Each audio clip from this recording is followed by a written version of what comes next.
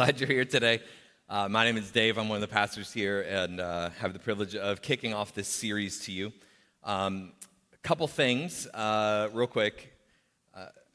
I've met a few people since we started and joined the staff here, and I've met a few people for the first time, more than one time. And I just want to clear this up real quick if I can. So I met a few people and they're like, didn't you have glasses? They didn't recognize me because I didn't have glasses. They were like, didn't you have glasses the first time? And so I just want you to know, this is me, okay? This is also me. I know it can get a little sketchy sometimes. It's hard to figure out. I felt like this Clark Kent moment. I didn't realize it was that big of a disguise, but same person. Just want to make sure we're all aware. If you would grab this real quick, I want to explain this to you and why this is a big deal, why you have it in your hands, why you got one on your way in. We're kicking off this series, but we're also kind of talking through an opportunity that we all have in front of us, and it's entitled Time of Your Life. Now, I know what you're probably thinking when you hear that you're going to have the time of your life.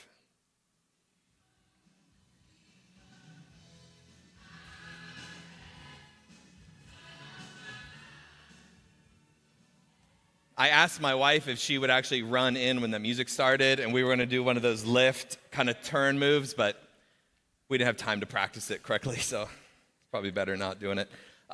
So the reason why this is important, the reason why I know that song pops in your head, it's been popping into mine all week, I want you to understand that we believe in this church in the power of getting on a team and getting in a group, joining a team, getting in a group. So we talk about it. Pastor Kyle talks about it all the time. It's a constant conversation because we know that it is just better. Life is better together. It's better to serve alongside of people. And we're going to talk all through it, this entire series that we're stepping into on how to use your time. How do we manage our time better? We're going to get really practical.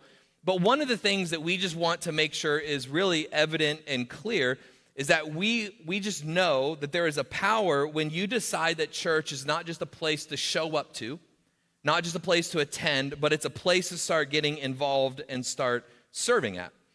And you can ask anybody that's joined a team here at Adventure Church that something changed when they just decided to join a team. They started to meet people differently. All of a sudden, they were part of different groups. Everything just felt different when you start going to church and becoming a part of the church. And so today we're going to kick off this opportunity for all of us really to do one of two things. One is going to be that you've just never been a part of a team before, and today's going to be your opportunity to join a team for the very first time. And for some of us, maybe we're parts of teams. We've been on a team. We serve every once in a while. Maybe it's once every 4 weeks, 6 weeks, 8 weeks, whatever it is. And you're going to have an opportunity today to just level up your serving. Now, it's not because the church is desperate and we're scrambling. It's because we believe in the power of serving and coming alongside. It's what Jesus taught us to do. And so why would we dismiss it and act like it's not something we should have or we should encourage people to be a part of? But we also realize that there's seasons in the life of church. So we are getting ready to go into a fall season. We're preparing for fall. And I don't know if you can feel this or not. Especially if you're new, you're like, I don't even know what you're talking about. But there's just something, it just feels like God is preparing this church for something. And we're not sure what it is. As a team, we're praying about it. We're trying to make sure we're in tune with God. But we feel like this fall is going to be a season of growth. And in order for us to prepare for growth, we have to prepare for what God is going to send to us. And that means we have to increase our teams. We just have to grow our teams. And so if God's going to grow the amount of people attending Adventure Church, then we're going to grow our teams to adequately serve people the best way we possibly can. Now, we were looking at some numbers this week, and roughly 40 to 50% of our church, it's hard to get an exact number, but somewhere in that 40 to 50% range of people who attend regularly Adventure Church are on a serving team. We have a ton of people on serving teams. Yet every week we have opportunities and holes that need to be filled, and there's desperate text messages that go out and emails that go out and messages in groups on Facebook that go out because we need to fill gaps that are still there. And based on the number of people that are on teams, we should never have a gap, ever. There should never be a Sunday where our teams aren't full. And so what that tells us is that we just need to come back to this idea that we're going to talk through this month And so this is not a guilt thing. This is not a shame thing. This is an opportunity. It's an invitation to be a part of something. And so for those of you that are maybe never serving, or those of you that are currently serving but maybe can do more, we're just going to ask you to prayerfully consider what it is that God would have for you to do today. So let me just show you real quick. As you open it up, there's some of the opportunities listed on the left-hand side. So those are some of the opportunities. It's not all of them. We couldn't fit it all on here. So there's a lot of opportunities for you to serve. There's stuff on Sundays. There's stuff throughout the week. There's hype that happens for our students, our 6th through 12th grade students on Wednesday nights. There's all kinds of opportunities to serve. And then this is just something simple that we're going to call our serving ladder. So for those of you that maybe you're not quite serving yet at all, you've been coming for a little while, you're like, you know what, this is my church. I want to be a part of this. I believe in what this church is about. Maybe you're going to take a next step and you're just going to start serving at least once a month. Just, hey, serve once a month. For those of you that maybe are serving once a month, and maybe you could go twice a month. For those of you that are doing twice a month, you're going to start serving weekly, because there are areas in this church that you can serve weekly. Because there's power in serving on a regular basis in different areas where it builds consistency with kids. We have some amazing kids leaders that serve in the same room at the same service every single week, and every one of those toddlers knows their leaders' names. The leader knows every toddler's name. Like, they high-five each other in the hallway of the church. Like, that's amazing. But it happens because there's a rhythm built weekly in serving. And so whatever that is for you, whatever the Lord would lead you to do today, I want you to know that at the end of the service, and at the end of every service for the entire month of August, we're going to give you an opportunity to take a next step or to ask some questions. And so what that's going to look like as we dismiss today, we're going to give those of you an opportunity to connect with our Next Step team in the back of the room, and we're going to give those of you an opportunity that want to take a next step in serving to meet right here in the very front of the auditorium. It's going to take about 2 to 3 minutes tops to just gather right here. Myself, another staff member are going to meet you here, and we just want to very, very quickly and simply tell you what it looks like to take a next step. And then we're going to tell you what that next step is, and then we're going to do something fun together, and then you can go on your way this week, and our team will follow up with you and make sure you get on the team that you want to be a part of, or at least get the ball rolling for you. So that is what we're doing today. That's the opportunity at the end of the service, but we're not there yet, and so there's something else that we have to do, which is talking through this message. But I'm excited for today. I don't know about you, but when I go to a restaurant or go to check something out, I always read the Yelp reviews because I want to know what people are saying about it. And so if first service has any indication, I heard some reviews like, that was okay. So I just want you to know, today's message, at least okay, from first service. So get ready. Anyway, I love weddings. I've been doing weddings for as long as I've been in ministry. I love being a part of that moment in people's lives. I love helping people to take that step in their relationship at an altar, making a covenant before God. It's like one of my absolute favorite things to do as a pastor. And so I've done a lot of weddings. I would probably put it somewhere in the 100 range. Like, I've just done a ton of weddings in the last 24 plus years of ministry. And I just love them. I love everything about them. I try to make them unique and personal to the couple. But I always tell couples that I am not in the wedding business. Like, I'm not in the wedding business just trying to make a buck. I'm in the marriage business. And I want to help people start a marriage in the right way, in the right direction, moving together towards a common goal and understanding of what marriage really is. And so that's my heart behind officiating weddings. But there's a part of it that I love, because there's this little piece of weddings, and if you're married, you understand this. If you've ever seen a wedding, you understand this, where the couple's standing there and they're going to repeat after me, and they're going to do this whole, like, you know, I promise, and like we go through the whole vow moment, and they say I do, and they make this commitment, a covenant towards one another. And I love that moment, because when they say yes to each other, they're actually saying no to a whole lot of other things, right? They're saying yes to each other, and they're saying no to all the other single people that have been watching them for years, right? They immediately are off. They're off the market. Like, they're out of it. Don't even talk to them. Don't even look at them. And here's the reality, and you can write this in on your notes, that every single yes to one thing is an emphatic no to another.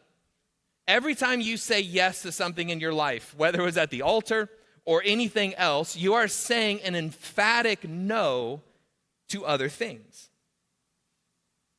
And you've done this. You've played this out in your own life at some point. When you say yes to a late night movie on Saturday night, you're saying no to some things on Sunday morning, like no to the 9 a.m. service.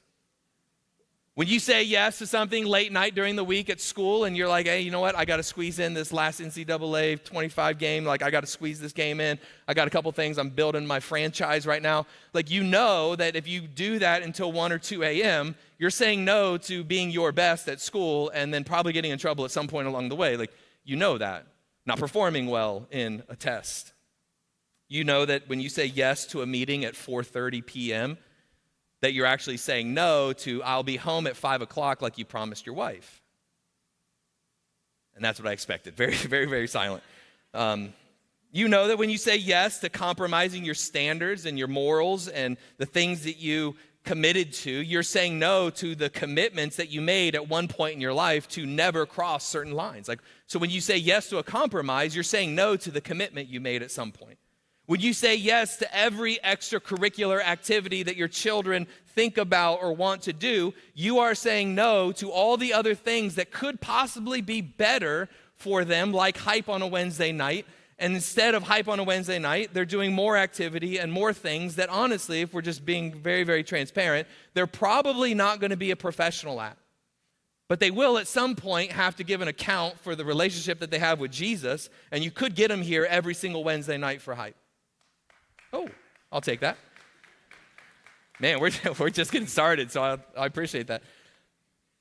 When you say yes to joining a dream team, a serving team here at Adventure Church, you're saying no to just showing up, and being a consumer at church. And I know that there's seasons of life, so don't get me wrong. I went through this season myself where I just needed to go to church for a while. We were in between ministry opportunities, and I just needed to go to church and sit and not know anybody and not be asked to do anything. And so I understand that there are seasons where you need to just come to church. But it's a season. Seasons have endings. And so what we want to do in this series is really encourage us to stop sitting in the season and know that the season needs to come to an end and that there might be something better for you when you say yes. See, every yes is also a no. They aren't always simple. It's not always good versus evil or good versus bad. Sometimes it's good versus best. But there are just times in our life where we have to decide what are we saying yes to? What are we saying no to? But the real question is, what does this have to do at all with the series that we're in? Well, every single one of us in this room, whether you're here listening, watching online, listening on a podcast later on, every single one of us have been given a gift, and that gift is called time. It's the one thing in life that you have that you don't know how much of it you have. None of us do. None of us know how much time has been given to us, how much time has been allotted to us. None of us know exactly how much God has gifted us with, but we all know this. We all know that time is ticking. Every second that you're sitting here, time is ticking. It's running out. You don't know how much of it you got. You don't know how much is going to be left when you walk out of this building today. So if I can just encourage you, all of us are going to die. Exactly what I thought. And that's not that encouraging. I mean, think about it. If it's a gift from God, then shouldn't there be a response, a correct response? If God is giving us this gift, then there should be a response. And the response is just a question. And here's the question I would love for you to start asking on a regular basis. Why has God chosen to trust me with this amount of time? Again, you don't know how much you have. So God, why have you chosen to gift me this amount of time, whatever amount of time it is? Why have you chosen to gift it to me? What do I need to do with this gift of time? Now, I don't want to ever embarrass one of my kids by using them as an illustration, but there is this app that we have that we promote here at church that you can actually stop by the resource center on the left side of the hallway. As you go through the kids area, there's a QR code where you can scan it and you can download this app. You can go to your app store and just get it right now if you want. But if you've never gotten the Parent Q app, it is a way to help you as a parent to understand the amount of time that you have left with your kids until they move on to the next phase. So whatever phase that is, all the way through their childhood, it'll kind of encourage you through the phases. There's some questions that you can ask. It is a brilliant, brilliant tool for you as a parent. You scroll down to the bottom after you log in and put your kids' information in there. There's questions that you can talk about at breakfast and lunch and dinner time. There's questions that you can ask at bedtime. There's conversation starters, all this kind of stuff. It's amazing, but here's what the app does for you, like it does for me with my daughter Molly. 53 weeks left. I have 53 weeks left with my only daughter. Because at the end of 53 weeks, I cut her off completely. Like, she's out. Just kidding. She doesn't stop being my daughter, but at the end of 53 weeks, I know that she's moving on to a new phase. She's going to college. I'm not going to have regular daily influence in her life. And so I have to start thinking as a dad, I love my daughter, but I have to invest some stuff in her. I got to be really intentional about my time with my daughter. I want to make sure that she knows everything that she needs to know before she moves on to this next phase. I can be sad about it. Some of you think about this like, oh my gosh, I can't believe I only have this much time left until they go to college, and you're sad. Can I just tell you, I'm not. I'm not sad about it. I'm actually excited because we've raised our kids to be independent, to get out of the home and to move on with their life. But what it does is it makes me think of all the intentional things that I need to invest in her. I need to make sure she understands money. Man, you're going to go to college. You're going to be tempted with a lot of things. I need to make sure you understand money really well. I need to make sure that you are confident in your identity and who God made you to be. You're a young lady, and I don't ever want you to think that you are something else to please someone else. You are exactly who God made you to be, but I need her to walk in that for these next 53 weeks. I need her to understand that boys, not boys here at Adventure Church, but other boys, I need her to understand that boys are dumb. Boys are just, all boys are dumb. None of them are not dumb. I need her to know what food is good to eat when she's at college. I need her to know how to stay healthy. I need her to know never get into the car with somebody that you don't know or that has maybe done something or drank something that they shouldn't have. You never get in that car. I need her to know that the van, that's the rusted van with wood over the windows that's offering you candy is not good. Don't get in it. Don't take anything from there. Just move on. Like, there's a lot of things that I need to make sure that my daughter understands. But here's what it does, and here's what it should do for you. When we begin to see time as limited, so when you and I begin to see time as limited, we will start to become more intentional with it. So when we start to look at time as I only have so much, I don't know how much, but I have a certain amount of time. And if my time is limited in all aspects of my life, then shouldn't I be as intentional as I possibly can with what God has entrusted me with? So I think we could all agree that that is true. But if I can, I just want to encourage you from the book of Job. If you didn't know this, the book of Job is just full of encouraging words, like Job chapter 7. It says, "My days fly faster than the weaver's shuttle. They end without hope." You'll find that at Hobby Lobby on a piece of fake wood. Job chapter 9 encourages us with this. "My life passes more swiftly than a runner. It flees away without a glimpse of happiness." Amen. Amen. Life is moving. Life is going to keep moving. Life doesn't stop. Time doesn't stop. And what Job, the author of Job, is trying to explain to you and I is that time is going to continue to move. And we can't just sit and think that I'm going to have endless amounts of time. I can't put my hope in the fact that, oh man, I'm going to do this one day to make myself great. I'm going to be able to use my time for this.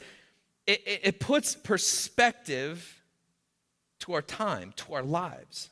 Now, this may not be the outlook that you want here today, but there's another perspective in Scripture that I want to lean into.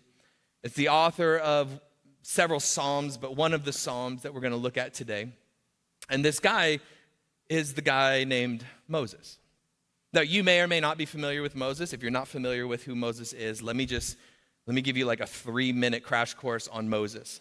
Moses, Old Testament, long time ago, is born in a time period where Egypt is killing all the little boys. Mom is terrified of what to do, so she puts Moses in a basket, puts him in the river, and prays God, just take care of him, and God does.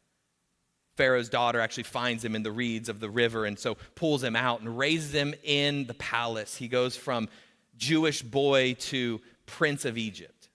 Becomes the Prince of Egypt, and he realizes somewhere along the way that he's not like everybody else, and he's actually one of the Jews. And so he sees one of his Jewish friends getting mistreated, and he reacts in a way that he shouldn't, and his anger gets the best of him, and he pushes this guy, and he falls to his death. And in this moment of shame and fear, he runs, and he runs into the desert. And so for the next 40 years, Moses is fleeing.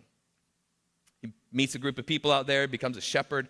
And every day of Moses' life, the best years, think about this, the best years of his life are the most mundane years that he ever lived. Woke up every morning at the same time, went out to the field the same way with the same sheep, brought him home, slept, did it again, repeat, 40 years.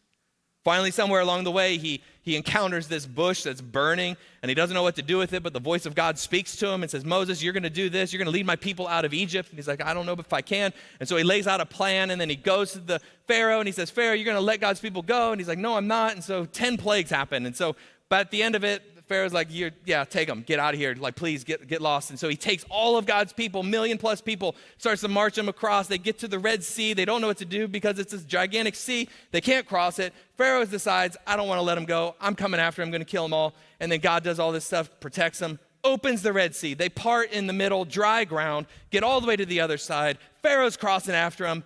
Bam, crashes in, kills everybody. Moses. Okay? Thank you. So, Moses, this is the Moses we're talking about, right? 40 years in the wilderness, went through all this craziness of life. He has a perspective on life that most people don't have because here's what we have to understand about time is that context is everything. Context is everything. The context of your life is everything when you're deciding, what do I do with my time? Now, Moses spent those 40 years wandering, and then he's going to spend another 40 years wandering. He spent a lot of time wandering, okay? But here's the deal. Context is time. So if God has created a context for our lives, and our job, our goal in life is really to fall into his context, not our context. I don't set the trajectory of my life. I don't set the end of my life. I have no idea what tomorrow will be. I literally don't know what tomorrow is. Like, there's just moments where I just don't know anything. Thank God I'm married and my wife understands time way better than I do. But from beginning to end, God created it all. His view on time is the context. Like, he understands it all. We don't. And so to fully understand time, we have to start looking at life through this lens, because if we don't look at it through the context of God, then what we start doing is we start asking the question, what's the point? What's the point? You wake up on a Monday, I don't want to go to work. What's the point? I'm going to do the same thing over and over. I don't want to anymore. What's the point? You show up on Wednesday, I don't want to be here on Wednesday. It's the worst day of the week. It's terrible to go to work on a Wednesday. I don't want to. What's the point? See, the problem is that you live in that context for too long. You start to wonder, what's the point of my life? What's the point of even breathing? What's the point of waking up tomorrow? And you start making decisions with the wrong context. You start to make very personal decisions for your life, whether or not your life should continue or not, based on the wrong context. And so this is what context does. It helps us understand. It helps us to walk through things better. So let's be honest. When you're young, the context is you. When you're in middle school, high school, early years of college, you are the point. At least that's what you think. That's what you tell everybody. You're the point. It's you and the universe that revolves around you. And I'll just be honest, as a dad, I understand it. Because this is the messaging that you've been told your whole life, that everything is about you. You've been conditioned to think this way. I was watching the Olympics the other night. I don't remember what we were watching, probably swimming, because it feels like people have just been swimming forever now in the Olympics, but I think it's coming to an end soon. But we were, I think, watching swimming, and there were 3 consecutive commercials that came on that I've never seen them before, so I was watching these commercials, and at the end of the 3rd one, I looked at Carrie, and I'm like, these are the most selfish commercials I've ever heard. Because the messaging in all 3 commercials were speak your truth, you are the best, and the best investment you can make is in you. And I was like, man, these are so incredibly selfish. Like, this is what culture is teaching all of us to think, is that everything in life is about you. Everything is about me. And if you're young, you really do start to think that until you start to realize it's not just about you, but it's cute and it's funny when you're young, but it's not cute and funny when you're 45. And we all know people that are in their 40s that still think it's all about them. It's not funny as you get older. It's not cute anymore. And so how do we break out of the context that so many of us get trapped into? Well, we can look at Psalm chapter 90, written by Moses, to get a better understanding of context. So if we can, let's look at it. Many times we think that all the Psalms are written by David. They weren't. Psalms are written by many different people. David wrote a lot of them, but Moses wrote several of them as well. They're poems, they're songs. Sometimes they're really hard to understand because they're literated a certain way, and there's just certain phrasing, and it doesn't always translate very well into English. And so I want to walk through several verses in Psalm 90, but it's going to start off a little rough. I'll just give you a heads up on this. It's going to be a little rough in the first few verses, and then we'll get to some encouraging stuff in the end. But here it is, Psalm chapter 90, starting in verse 1. And I think it was last week, or a couple weeks ago when I preached, Ben was like, I had paper notes, and he was like, old school. And I was like, whatever, Ben. I know I'm old, but anyway, I'm going to go old school and actually look at a real Bible. And so we'll actually do this the old school way. It says, Lord, you have been our dwelling place throughout all generations. Verse 1. Before the mountains were born, or you brought forth the whole world from everlasting to everlasting, you are God. Now, Moses, from the very beginning in Psalm 90, is trying to lay out the context or the perspective in which he is approaching life. And so he's recognizing that God, you have been there since the beginning. You're the creator of all things. You formed the mountains. You have formed everything. You were there before I was born. You have made everything in the whole world. And you are from beginning to end. You are from before to after. You are everlasting to everlasting. And so it's with this context that Moses is saying, look, everything is about God. It is not about me. I am not the center of the universe. Because the only way that you will ever feel or understand purpose, it's not from when you were born or when you die, but it's from understanding that where you are in the scheme of time is on God's timeline from everlasting to everlasting. It's not about you. It's not about your moment on the grand timeline. Verse 3, you turn people back to dust, saying, return to dust, you mortals. Feels like a kind of a Gandalf kind of move, doesn't it? Like a you shall not pass kind of moment, a little bit of that kind of return to dust, you mortals. That's what it feels like to me, at least. Maybe I'm the only one. But here's the reality. If I can encourage you with this, at the end of your life, you will turn back to dust. At the end of it all, you're going to return to dust. At the end of your life, no matter how great your life is, no matter how much you've accumulated, no matter how many businesses you started, no matter how much money you've put into your 401k or have in the bank, how many cars you bought, how many of whatever you own, however much you've acquired, however much you've done to make your name great, your name is not that great because you will return to dust at some point. That nothing you have, nothing you've earned, nothing you've acquired is going to make it to the next layer of life. It is going to have an end, a beginning, and an end for all of us. And we're all the same in this. None of us are exempt from it. We all will turn back to dust at some point.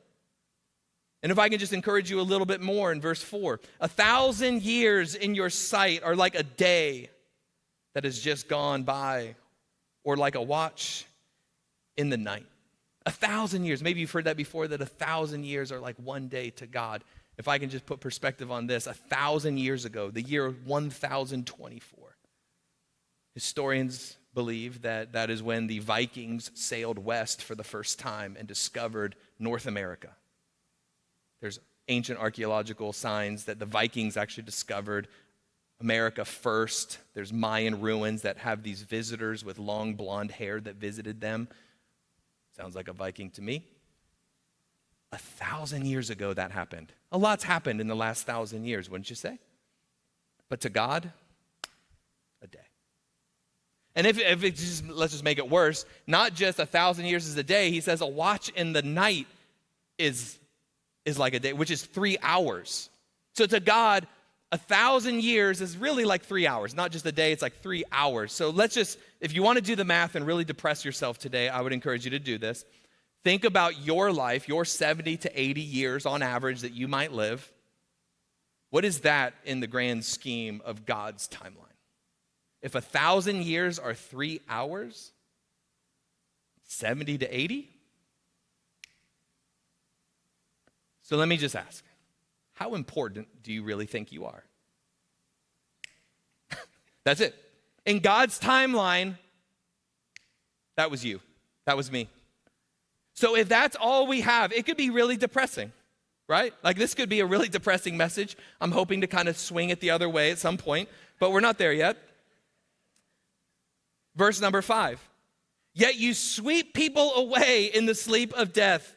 They are like new grass in the morning, and in the morning it springs up new, but by evening it is dry and withered. He is literally describing my lawn right now. This is what's happening every day. In the morning, I'm like, man, it's green, it's beautiful. No, it's not anymore. Like, it just happens every day.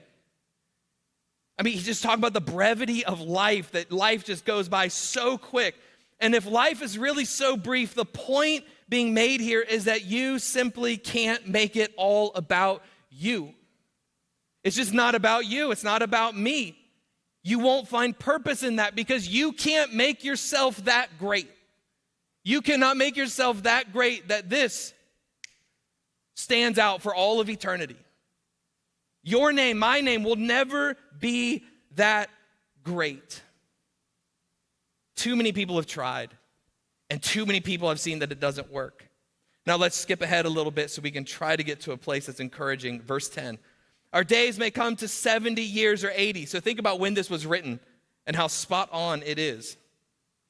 That you may get 70 or 80 years if our strength endures, yet the best of them are but trouble and sorrow, for they quickly pass and we fly away. In other words, in your 70 to 80 years at best, even if you try to make it so good and try to make it amazing, you're still going to have trouble. Life is still going to happen. Not everything is going to be amazing all the time. There's still going to be some issues at some point or another. Life might be as good as you want it to be, but trouble is always going to find its way in. Is anybody encouraged this morning? Amen. Verse 11, if only we knew the power of your anger.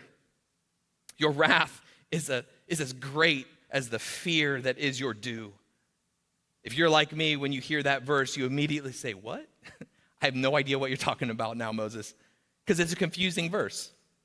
And the only reason it's confusing, I'll just be totally honest, it's absolutely confusing. It doesn't make a lot of sense, but that's because it's bad grammar. It's bad translation. So if I can give you a little bit better translation, here's what it would say. If we could see God as he is, we would give God the reverence he is due. If we could see God as great and as incredible and as everlasting to everlasting as God is, then God would get all the credit and reverence that he is due. If we could just get a glimpse of God, we would give him everything. Think of Moses. When Moses spent time with God, everything about Moses changed. Like with the burning bush moment when he was in the presence of God, his whole life changed. When Moses was able to go up to the mountaintop and experience the presence of God, he came down from the mountain glowing white. Like it was obvious that he was in the presence of the Lord. So much so that people were terrified to even get close to Moses because he was so vibrant with this bright white light. Like nobody could get near him. Matter of fact, everybody fell down. It happens later in the New Testament with Jesus. It says that Jesus, when he stepped into a certain space, everyone just fell down because they were in the presence of God. When he said his name was I am, like everybody just fell down. This is the greatness of the presence of God. And so when you allow yourself to start to see God as who he really is, everything begins to form into the right context. So it's in light of what you are doing, God, and who you are, God, here are my 70 to 80 years. God, here's the rest of my life, however much time that I have. I don't know what it says. I don't know how much longer I'm going to live. But God, everything that I have, here it is, and you do with it like you would want. Whatever you choose to do. Because if we could see the big picture more clearly, if you and I could just see the big picture more clearly, I think we would live more purposefully, wouldn't we? If you could see the big picture more clearly, if you could start to put everything into perspective and context, we would live life more purposefully. We would wake up every morning, we would go into every week with more intentionality, with more purpose behind it, because we're seeing life so much clearer. Finally, Moses becomes encouraging. Verse 12. So this is his prayer. Teach us. Teach us to number our days. Teach us to live as if every one of our days matters. God, teach me to live like every single day that I have is numbered, because you've numbered every single day. I mean, think about it. If you've ever gotten married before, or you're looking forward to getting married, you numbered every single one of your days, didn't you? You knew every single day that was leading up to your wedding, exactly how much time was left, exactly how many days until the big day. You knew all the things that needed to get done until you got there, didn't you?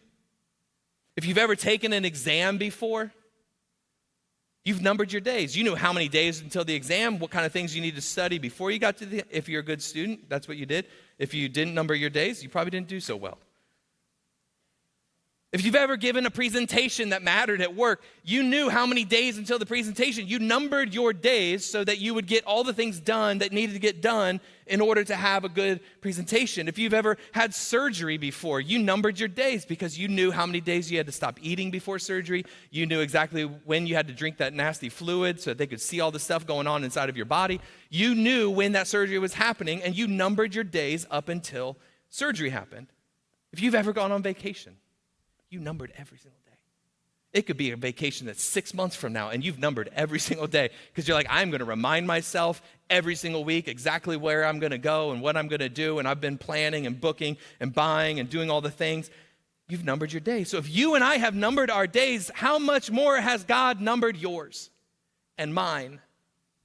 He's numbered our days. So the question really is, or the response is, Lord, if you've numbered my days, then would you teach me how to number them so that I can live as if every day mattered?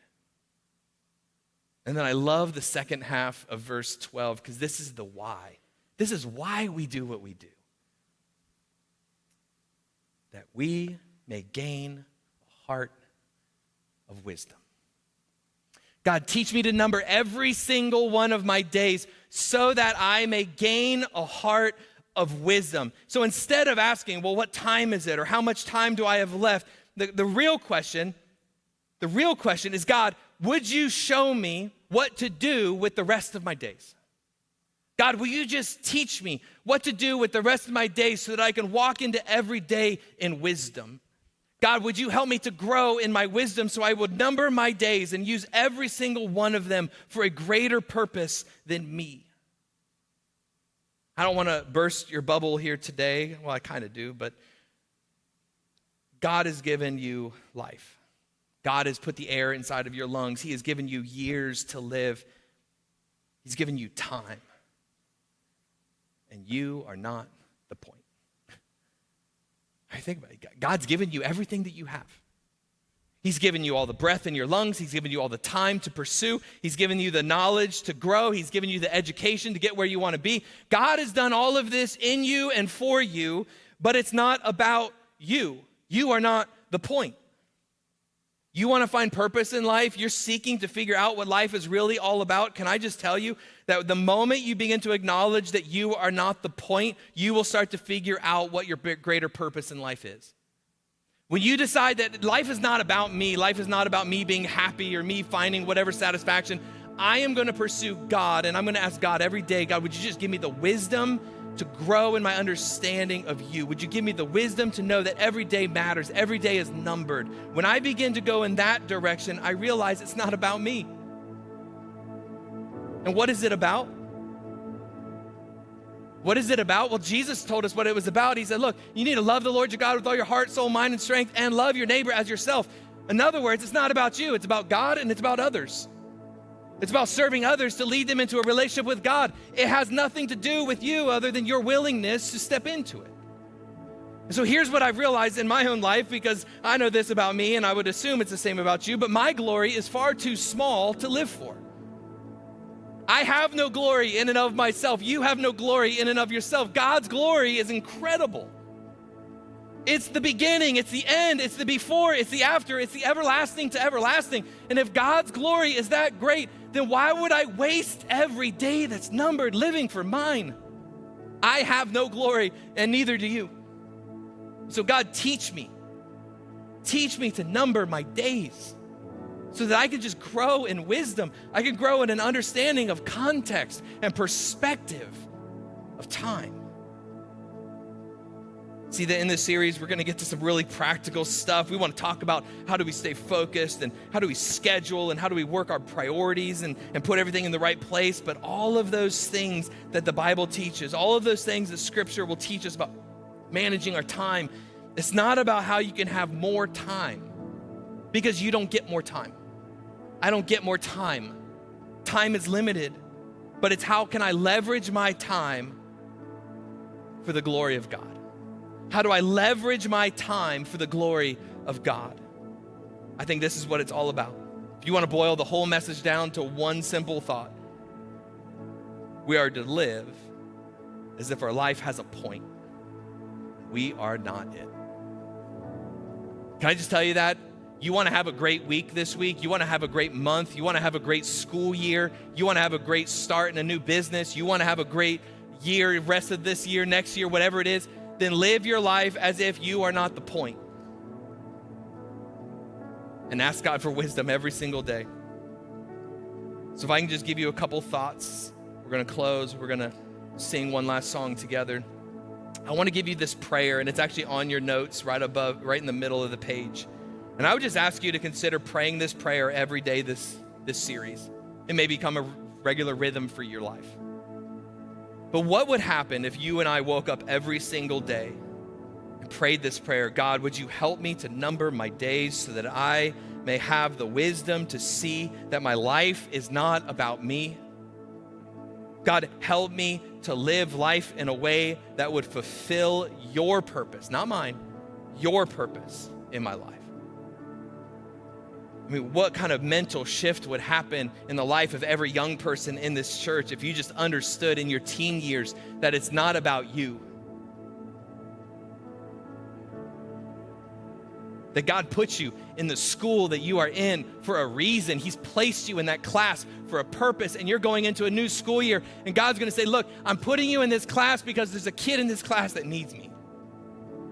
And I'm gonna ask you to reach him. I'm gonna invite you into something bigger and better than you. And so would you just have wisdom to know that every single day is numbered, every single day matters. Every day that you walk into a classroom, it matters. How much more purpose would you live this school year if you just understood that? I think you can. What if every single adult in this church realized that their days are numbered, and instead of dreading the Monday through Friday, you saw every single drive to the office as an opportunity? Every single drive to the office was an opportunity to connect someone who is far from God into a relationship with Him. Because every day matters. Every minute matters. Every moment matters. And what if every single senior adult in this entire church stopped looking at the calendar and asking the question, how many more days do I have left? Instead, you started to say, how many more days has God given me to bring Him glory in what needs to be done in this church? Because God, can I just tell you, senior adult, this church needs you. You are not past your prime. There are kids that need you. There are babies that need you. There are students that need you. There is a younger generation that needs your wisdom. They need you. We need you.